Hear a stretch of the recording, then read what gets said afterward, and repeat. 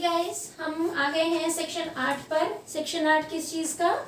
Indian evidence act का। Section 5 से लेके 7 तक हम पढ़ चुके हैं। ठीक है, फिनिश हो गया सेक्शन 5 से 7। सेक्शन 8 क्या है? सेक्शन 8 में दिया हुआ है, 4 बातें बता रहा है। मोटिव, प्रिपरेशन और previous and subsequent conduct. Subsequent conduct, ये इंपॉर्टेंट है। कंडक्ट, ठीक है। जैसे हमने सेक्शन 7 में देखा था कि क्या क्या रिलेवेंट हो जाएगा, वहां पे था ओकेशन, कॉज, इफेक्ट। यहाँ पे है motive, preparation, previous, subsequent conduct. तो सबसे पहले मोटिव की बात करते हैं। कोई भी ऐसा, अब यहाँ पर क्या है, फैक्ट एंड इशू बीच में है और रेलिवेंट फैक्ट बीच में है। ठीक है, अच्छा, हेडिंग में रेलिवेंट फैक्ट नहीं दिया हुआ है, लेकिन जब आप सेक्शन 8 में अंदर पढ़ेंगे तो इन दोनों के लिए बात की गई है कि इन दोनों का मोटिव अगर कोई पीछे का कंडक्ट शो कर दे, यहाँ कोई फैक्ट है जिससे आपको पता चलता है कि अरे क्राइम करने वाले का मोटिव था मारना, ए ने बी को मारा कि नहीं, ये फैक्ट एंड इशू है। फिर उसका मोटिव था कि नहीं, वो पीछे किसी फैक्ट से निकाला जाएगा। यूजुअली क्या होता है कि प्रोसिक्यूशन जो पीछे का मोटिव होता है उसको जरूर प्रूव करने की कोशिश करते हैं, क्योंकि अगर मोटिव प्रूव हो जाता है तो क्या होता है, मोटिव प्रूव होने से आगे अपना केस साबित करने में आसानी रहती है। लेकिन अगर कोई आई विटनेस है या कोई और ऐसे कॉन्क्रीट सबूत आ जाते हैं तो मोटिव वहाँ पर वैल्यू उतनी रह नहीं जाती है मोटिव की। मोटिव अगर वो प्रूव भी कर लेगा, लेकिन अपोजिट पार्टी ने कोई दूसरा ऐसा आई विटनेस ला दिया तो उनके मोटिव प्रूव करने का कोई भी इफेक्ट नहीं रहेगा। ये एक केस लॉ था, केस लॉ है बारी कानू वर्सेस स्टेट ऑफ यूपी 97 का केस है। आप ऐसे ही लिख लीजिए, बारी कानू वर्सेस स्टेट ऑफ यूपी 1997। इसमें क्या बताया था? इसमें बताया था कि यही चीज़ कि आपका motive loses all its importance अगर कोई आई विटनेस आ जाता है। तो ये एक मोटिव की बात हो गई। फिर प्रिपरेटरी एक्ट। प्रिपरेटरी एक्ट की, कोई क्राइम करने से पहले एक मोटिव होता है और मोटिव के बाद क्या आता है, प्रिपरेशन आती है, तभी तो वो उस क्राइम को अंजाम देगा। मोटिव आएगा, प्रिपरेशन आएगा, फिर क्राइम आएगा या फिर कोई एक्ट आएगा। क्राइम बोलिए, कोई एक्ट बोलिए, जब तक प्रूव नहीं होता। ठीक है, तो ये जो प्रिपरेटरी एक्ट होता है, ये सब क्या है, यहाँ पे फैक्ट इन इशू और रेलिवेंट फैक्ट के पीछे ये चीजें हैं। ये किसी एक्ट से प्रिपरेशन पता चल जाती है। ठीक है, कि भाई उसको मारने के लिए वो खरीदने गए थे, रिवॉल्वर खरीदने गए थे। ठीक है, तो वो प्रिपरेशन थी मर्डर की। ठीक है ना, या फिर कहीं पे दंगा कराने से पहले उन्होंने जो क्या कहते हैं आर्म्स एंड कुछ खरीदे जो कि उसमें यूज हुए, तो ये प्रिपरेटरी एक्ट हो गए। अब बात आती है प्रीवियस सब्सीक्वेंट कंडक्ट की। तो जो भी पहले fact and issue, relevant fact के पीछे जो कंडक्ट है और आगे जो कंडक्ट है, कंडक्ट ये भी रेलिवेंट है। ठीक है, अब ये कंडक्ट कोई एक्ट होना चाहिए ना। कंडक्ट का मतलब स्टेटमेंट तो नहीं होता, मैंने जैसे कुछ बोल दिया तो वो कंडक्ट है कि स्टेटमेंट है? कंडक्ट है। तो सेक्शन 8 में कंडक्ट रेलिवेंट होगा।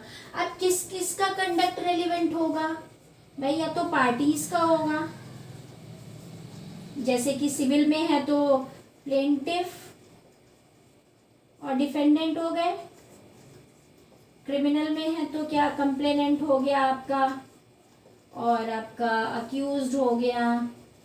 ठीक है, इनके पार्टीज के अलावा और किसका कंडक्ट रेलिवेंट होगा?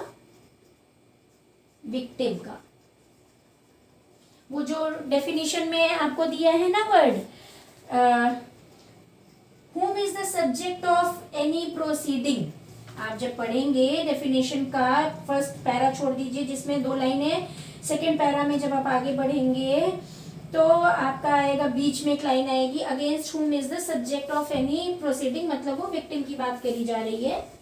ठीक है, तो इनके कंडक्ट रेलिवेंट होंगे। अब ये कंडक्ट के अलावा क्या स्टेटमेंट भी रेलिवेंट हो सकते हैं कि नहीं हो सकते हैं, या अगर स्टेटमेंट यहाँ रेलिवेंट नहीं होंगे तो फिर वो कहीं और रेलिवेंट होंगे कि नहीं, इसके बारे में एक्सप्लेनेशन दी हुई है।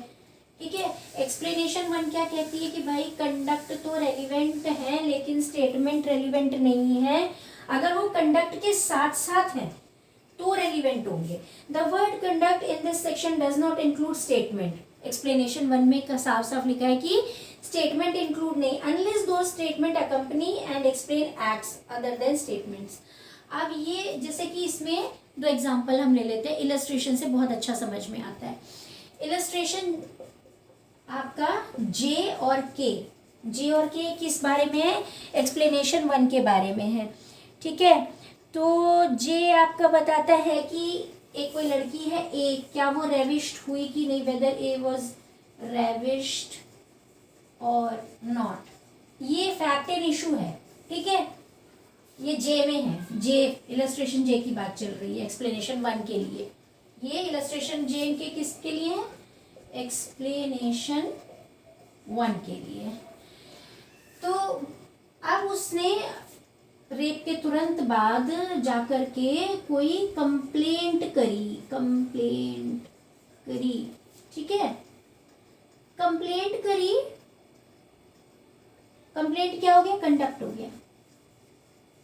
ठीक है, अब कंप्लेंट तो करी, तब तो उसके जो स्टेटमेंट उसने जो जो दिए वो सब रेलिवेंट होंगे। अब उसने कोई कंप्लेंट नहीं करी, मान लीजिए रेप हुआ और इमीडिएटली मर गई, गला दबा के मार दिया गया रेप के बाद, वो थोड़ी बहुत मरने से पहले कुछ बोल पाई, कोई स्टेटमेंट दे पाई जो किसी ने रिकॉर्ड कर लिया, सुन लिया, उसने कंप्लेंट नहीं करी, उसने अभी अपनी शिकायत नहीं दर्ज कराई किसी से भी, मैजिस्ट्रेट से, पुलिस से, जनरल किसी अपने माँ बाप से, किसी से कोई कंप्लेंट नहीं करी, लेकिन उसने स्टेटमेंट दिया। तो विदाउट कंप्लेंट वो जो स्टेटमेंट है वो इस सेक्शन में रेलिवेंट नहीं होगा। Statement is not relevant under section 8। अब ये स्टेटमेंट यहाँ रेलिवेंट नहीं हुआ, इसका ये मतलब नहीं कि कहीं रेलिवेंट नहीं होगा, ये एज डाइंग डिक्लेरेशन सेक्शन 32 में रेलिवेंट हो जाएगा, या फिर ये क्या होगा, ये सेक्शन 157 में या तो सेक्शन 32 में चला जाएगा या 157 में जाएगा, एज कोरोबोरेटरी एविडेंस चला जाएगा ना। आप आगे पढ़ेंगे तब आपको समझ में आएगा कि 157 में ये स्टेटमेंट जो है वो कोरोबोरेटरी एविडेंस या फिर 32 में डाइंग डिक्लेरेशन की तरह हो गया। तो यहाँ पर 8 में, सेक्शन 8 में इसको रेलिवेंट बनाने के लिए क्या है, कंप्लेंट के साथ होना चाहिए स्टेटमेंट। विदाउट कंप्लेंट है तो वो यहाँ नहीं है, कहीं और रेलिवेंट होगा। क्लियर, सेम बात बताई गई है इलस्ट्रेशन के में। इलस्ट्रेशन के में क्या है कि ए रॉब हुआ था कि नहीं, भाई इलस्ट्रेशन के क्या कहता है कि ए रॉब हुआ था या नहीं।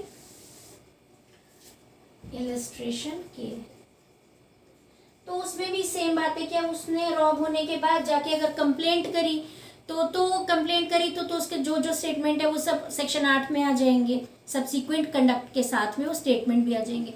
लेकिन कंप्लेंट नहीं करी, मर गया, ठीक है, या नहीं मरा, उसने कंप्लेंट नहीं करी, तो वो कहाँ पर चला जाएगा, अगर या तो डाइंग डिक्लेरेशन में मर गया तो सेक्शन 32 में, या फिर सेक्शन 157 में कोरोबोरेटरी में चला जाएगा, लेकिन सेक्शन 8 में नहीं आएगा। और अगर उसने कंप्लेंट करी और स्टेटमेंट भी दिया तो वो यहीं आ जाएगा। ठीक है, एक ही बात क्लियर हो गई। अब एक्सप्लेनेशन 2 क्या कहता है, एक्सप्लेनेशन 2 कहता है कि जैसे इसको इलस्ट्रेशन इसके FGH है, इलस्ट्रेशन से आपको बहुत अच्छा समझ में आएगा।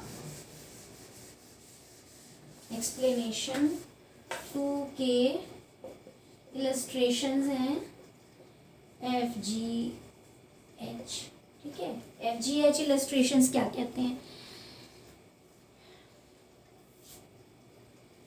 कि भाई जब कोई कंडक्ट रेलिवेंट हो गया, मान लो ये हमने क्या था, फैक्ट एंड इशू था, ये रेलिवेंट फैक्ट थे, ठीक है। अब मान लीजिए कोई कंडक्ट है वो रेलिवेंट हो गया, मान लेते हैं सब्सिक्वेंट कंडक्ट है वो रेलिवेंट है, तो यहाँ पर भी दोनों एक्सप्लेनेशंस में ये बताया गया कि स्टेटमेंट कब रेलिवेंट हो सकते हैं सेक्शन 8 में। तो आपने एक एक्सप्लेनेशन 1 देख लिया, दूसरे एक्सप्लेनेशन में ये बताया है कि ये जो कंडक्ट है, मान लो जैसे कि ए ने कोई क्राइम किया, यहाँ पे क्राइम करता है ए, कमिट्स अ क्राइम, ये हो गया किया कि नहीं किया, ये क्या हो गया, फैक्ट इन इशू हो गया। अब वो करने के बाद भाग गया, क्या, एब्सकॉन्ड। ये जो एब्सकॉन्डिंग है, भाग गया, ये क्या है, ये कंडक्ट है। इसके बीच में, इन दोनों के बीच में वो भागा क्यों, उसके एक मित्र ने बता दिया कि पुलिस तो तुम्हें पकड़ने आ रही है, पुलिस विल कैच यू। ये बता दिया ए को उसके दोस्त बी ने क्या बता दिया, पुलिस पकड़ने आ रही। बी ने एक स्टेटमेंट दिया, उस स्टेटमेंट की वजह से ये कंडक्ट हुआ, ठीक है, उसके इफेक्ट से ये कंडक्ट हुआ, ये स्टेटमेंट है ना, बी ने जो बताया क्या है, स्टेटमेंट है, इसकी वजह से ये एब्सकॉन्डिंग हुई, ये कंडक्ट हुआ, तो इसलिए ये स्टेटमेंट भी रेलिवेंट हो जाएगा सेक्शन 8 में। बस इतनी सी बात है। तो स्टेटमेंट कहाँ रेलिवेंट होंगे, ये दोनों एक्सप्लेनेशंस में दिया है। अब हम देख लेते हैं कि जैसे एफ क्या कह रहा है, एफ कह रहा है, एफ का वाला एग्जांपल मैंने आपको समझा दिया है। अब ये है कि एक ये जी वाला एग्जांपल देखते हैं। ये 4 लोग हैं, जी इलस्ट्रेशन है, ये ए बी सी डी 4 लोग हैं। क्वेश्चन ये है, फैक्ट इन इशू ये है कि ए ने बी से 10,000 रुपए लिए हैं कि नहीं लिए, ₹10,000 मान लीजिए, या कोई भी अमाउंट, कि ए ओज टू बी और नॉट, ठीक है। अब यहाँ पे ए जो है, ये भाई साहब सी से कहते हैं कि मुझे थोड़ी मनी, थोड़ा पैसा उधार दे दो, तो बीच में डी कूद पड़ता है, कहता है सी से, क्या कहता है, नो मत देना, ए ने अभी तक बी के पैसे वापस नहीं किए हैं। तो डी ने जो स्टेटमेंट दिया कि सी को कि इसे मत देना, इसे सुन करके ए चुपचाप यहां से चला जाता है, चला गया।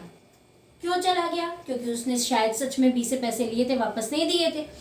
तो ये जो चला जाना है, गॉन, ये क्या है, कंडक्ट है, वो चला गया, कंडक्ट हो गया, वो कंडक्ट रेलिवेंट है, ठीक है, वो कंडक्ट बाद में रेलिवेंट है, और उसको रेलिवेंट बनाने के लिए डी का स्टेटमेंट जो दिया है, वो स्टेटमेंट का इफेक्ट से वो रेलिवेंट हुआ, ठीक है, उसने बोला और वो चला गया।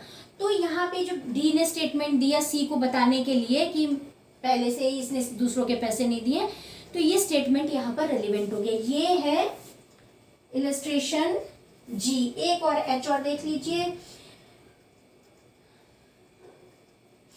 एच ऐसे ही बता देती हूँ आपको कि एक ए ने कोई क्राइम किया, उसे कोई नोटिस आता है, नोटिस आता है कि भाई ये तुमने क्राइम किया है, तो उसको वार्निंग मिलती है कि warning him that inquiry was being made, inquiry के लिए for the criminal and the contents of the letter.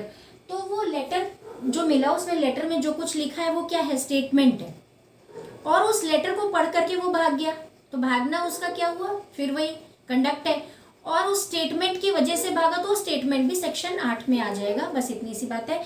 ये दोनों एक्सप्लेनेशंस के इलस्ट्रेशंस थे, और बाकी जो A B C D E F E तक इलस्ट्रेशंस है, वो ये सब बताते हैं कि मोटिव कहाँ था, प्रिपरेशन का क्या था, मोटिव, प्रिपरेटरी, ये सब चीज़ें दी हुई हैं, ठीक है। तो आई होप कि आपको समझ में आया होगा। अगर आपको अच्छा लगा तो लाइक करिए, शेयर करिए, सब्सक्राइब करिए। Thank you.